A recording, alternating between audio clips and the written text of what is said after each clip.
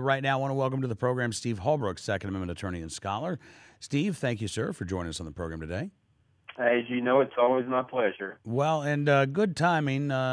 We talked about the NRA and the New York State Rifle and Pistol Association lawsuit late last week. You are one of the attorneys leading the way on that.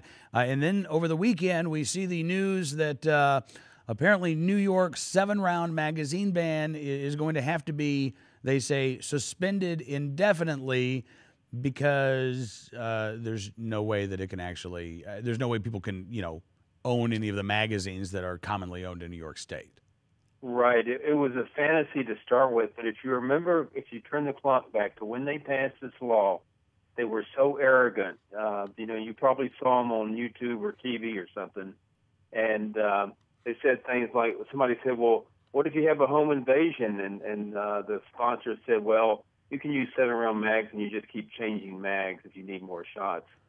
And they were completely out of touch with reality because after Governor Cuomo's popularity has dropped drastically in the last few weeks, he finally admitted, well, for most guns, they don't even make 7-round magazines. Hello. Right. So it's now back to the 10-round standard. And what this means is the following. Before it was going to be a felony to possess a magazine holding more than 7 unless it was grandfathered.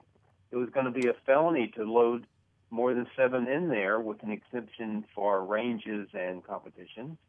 And so now it's only going to be a felony to possess a magazine that holds more than 10 rounds. And I say only with some regrets.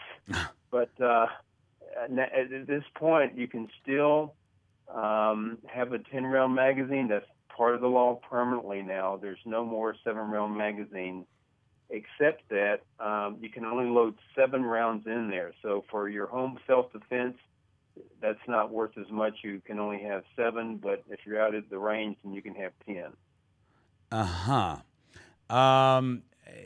Steve, this is so practically unworkable. It's laughable.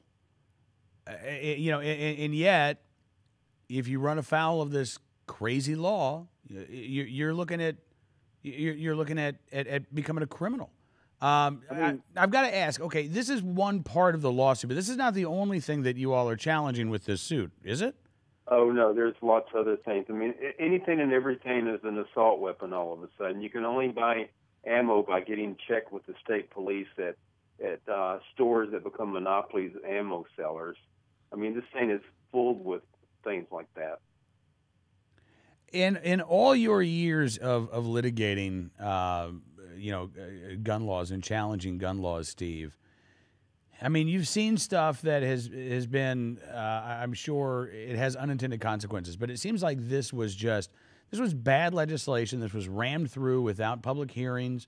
Governor Cuomo said, we had to do it this emergency route because otherwise there would have been a run on these quote unquote assault weapons. Even though we were already seeing a run on firearms across the country. How does this compare to other bad gun laws that you've seen and taken on in the past? Well, the way it passed, it reminded me of Nancy Pelosi saying that we have to pass Obamacare so then we can read the bill. I mean, this was one of the most convoluted, tedious, long gun control acts in U.S. history. And as you say, I mean, it was passed without any committee hearing, any chance for public participation, in literally a matter of about 2 days. And it's the first one in U.S. history to try to have a 7-round magazine limit. And I have to say this, it's also, that particular provision is probably the fastest provision that's ever been repealed in any gun law. I mean, usually they want to wait for several years to see how unworkable it is. And then when it turns out to be unworkable, they just want to pass more and pile on as opposed to repealing it. So this was the result of an outcry in the state of New York from gun owners, and it actually worked at this point. But the thing is, on like so-called assault weapons, went from the 2-feature test to the 1-feature test. So if you have the semi-automatic rifle, and it's got one of those nasty, horrible mean, wicked, nasty pistol grips. In other words, the way you hold the thing, then it's suddenly an assault weapon, and you can go to the penitentiary if you possess one. And this is the part I like, the retractable shoulder stocks. Retractable shoulder stocks, that's a design so you can make the rifle fit your shoulder. You have some people with longer arms and some people with shorter arms. It's sort of like getting shoes that fit. It's not that everybody has to use a size 8 shoe. And notice that there's no criteria like, well, we don't want it to be less than 26 inches overall. This thing could be 10 feet long and retract to no less than 10 feet, and it would still be illegal just because it's got a retractable stock, and that makes it a so-called assault weapon. So the way you hold something to your shoulder, the way you hold a rifle or a shotgun to your shoulder, makes it banned. I mean, we've seen this kind of irrationality before, no doubt. But at this point, making the one feature test the way that it's going to be decided is just, there are other states with this, California being one, but that's certainly not the national standard. Right. Right. And particularly, Steve, going back, it seems, it just points out the arbitrary nature of the definition of what constitutes a quote-unquote assault weapon. Even Governor Hickenlooper pointed this out over the weekend, that, in Colorado, he said there was not the sense that a quote-unquote assault weapons ban was needed, in part because there was no real agreement on what a quote-unquote assault weapon should be defined as. Well, there never has been, and if you go to Dianne Feinstein, it means anything Dianne Feinstein wants it to be. The word can mean anything. Right. Well, and I would say now even it's become even more inexact, because it used to be we would argue about the phrase assault weapon, but now I'm seeing a lot of people, just reporters, use the phrase assault rifle interchangeably with assault weapon, and that does have a very specific definition. That's right. It means fully automatic selective fire. That came from the German word Sturmgewehr, meaning assault rifle, and uses an intermediate cartridge, is more lightweight than the previous ones. That's why the AK-47 was one of the first assault rifles, and that's what the term means. You can put it on full auto, you can put it on selective fire, which might mean like a 3-shot burst, but it doesn't mean that you fire only one shot per trigger pull. You notice the advocates of these laws say things like these guns only belong on the battlefield, and I can tell you something, no military force in the world issues as a service rifle a semi-automatic. I mean, that's totally obsolete from a military perspective. These rifles were designed for sporting use. Despite some spectacular crimes, they've been very little used in crimes, and everybody knows that. And yet, you never want to let a good tragedy go to waste. And so we had these bills all waiting to be proposed and passed, and now we see the result. Talking with Steve Hallberg, Second Amendment attorney and scholar. And Steve, clearly there are going to be attempts to try to, I won't say fix the SAFE Act, but there will be attempts to make it more palatable to even the gun control crowd. I mean, we'll see Governor Cuomo, I know he said he wants to go back and exempt Hollywood so that the celebrities can have their, guns to make movies in New York City and stuff, but New Yorkers can actually own these firearms. Is that going to matter in terms of the time and the length of time before we may get a decision in this case, if they're constantly going back and tweaking the SAFE Act? Well, they can do that, but we're going to be moving for a preliminary injunction in the near future in the New York litigation. We don't know what the district court is going to do, and that case may take a while. They usually do. It's going to go up to the U.S. Court of Appeals for the Second Circuit. There's no question about that. So, we're in for the count, but as always, there's wins, there's losses, and there's always public pressure and politics, and we'll fight in every front, and that's what we'll continue to do. We don't know what a court's going to do, but it's pretty neat that we filed this lawsuit recently, and all of a sudden maybe 20% of the lawsuit is now moot because they've repealed the portions that we were challenging. Yeah, it's kind of interesting how that happened. And what do you make, Steve? There was a story in the New York Post, and again, it was an unnamed source, someone inside Governor Cuomo's office, who said, "Look, we didn't write this. The governor's talking out of his rear end when he says that there had been weeks and weeks of careful thought and research that went into this." He said this came from Mayors Against Illegal Guns, Bloomberg's people, I think, is what he said in the Brady campaign. Is this? And we're seeing similar legislation introduced in Connecticut. Is this legislation being drafted, you think, by Mayors Against Illegal Guns or a third-party group and being, pushed perhaps with the help of the Obama administration?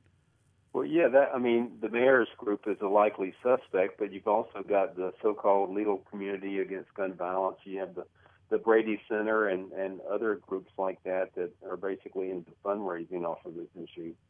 And they write this stuff up, and they have model laws they would like to have enacted, and they change over time based on what they think they can get. There's no way this law was written all of a sudden in an emergency, as Governor Cuomo said. If you can see how tedious the original law is that was passed January 15, became effective immediately. It took me weeks of studying and trying to read this thing to figure out what are they talking about even. They write in the most tedious language and in such length. This thing had to be well planned out, like months in advance of that. There was nothing emergency about it, and it was something that was waiting in the wings. We have a tragedy. We have a political opportunity to pass something restrictive. Normally these laws bear no relationship to whatever the tragedy was, and it's the same in the federal level. We're passing background checks and gun trafficking laws, all kinds of things, none of which had anything to do with any recent tragedy. Right. Well, no, in fact, I can't remember what the source was, but there was a story about Bloomberg, maybe in the Daily Beast or Politico, talking about how after the shootings in Aurora, Bloomberg had decided, we're going to have our plan lined up and ready to go. The next time there's a tragedy, we're going to, I hate to use the word, but capitalize or take advantage of the news cycle, I suppose would be how he would put it. But yeah, he had that plan ready to go to the PR campaign and presumably the legislation as well. And that way you could rush something through. As Rahm Emanuel said, famously, why let a crisis go to waste, right? That's right. This is the most cynical way of doing things in politics to instead of mourning the victims, they don't even have to be buried yet. You start up the political arguments and the proposals that you already had in your back pocket. It's a very shameful way of doing politics, and yet that's become our national tendency to some extent. So I think what's really bad about these proposals, they violate the Second Amendment. They only affect law-abiding people, and they would have had no effect on any of the tragedies. And one more thing, you have, look at the murder rate in Chicago, and you have that going on in poor neighborhoods, and nobody says much about it. It doesn't get the media's attention.